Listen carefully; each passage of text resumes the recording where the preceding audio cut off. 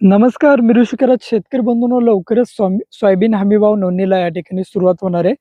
यासाठी नोंदणीची जी तारीख आहे, शेतकरी बंधूंनो, 30 ऑक्टोबर पासून या ठिकाणी नाफेडची ऑनलाईन पद्धतीने नोंदणी सुरू होईल. त्यानंतर काही कालावधीनंतर तुमचं नाव येईल आणि त्यानंतर तुम्ही सोयाबीन या ठिकाणी विक्रीसाठी त्या ठिकाणी घेऊन जाऊ शकता.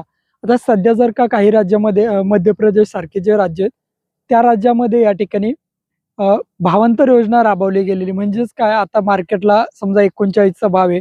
सोयाबीनचा हमी भाव किती दिलाय? 5,300 च्या आसपास हमी भाव दिला.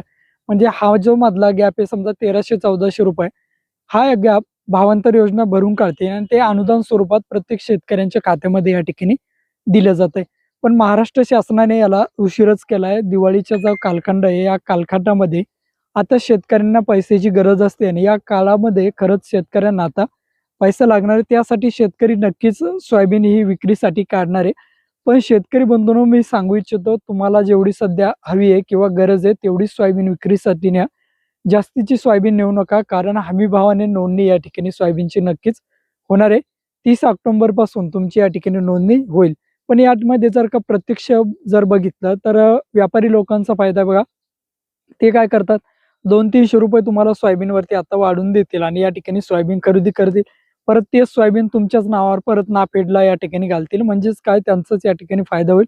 त्यामुळे सध्या तुम्हाला जेवढी गरज आहे तेवढी सोयाबीन विक्रीसाठी काढा.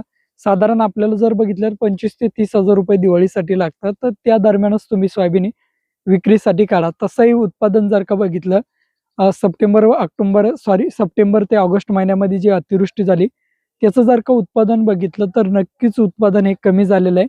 त्यामुळे वरून जर का भाव असा मिळत असेल तर शेतकऱ्यांची नक्कीच पैशांची चणचण या ठिकाणी भाजणार आहे. त्यामुळे काय करायचं, शेतकरी बंधूंनो, तुम्हाला जेवढी गरजेची तेवढीच विक्रीसाठी काढा. 30 ऑक्टोबर पासून या ठिकाणी सोयाबीनची हमी भावाने नोंदणी सुरू होईल.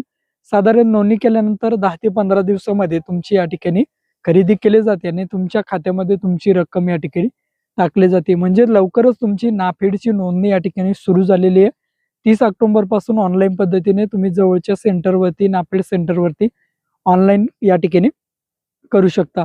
अशी अत्यंत महत्त्वपूर्ण अशी अपडेट होती. भेटूया अशाच नवीन अपडेट्ससह. जय हिंद.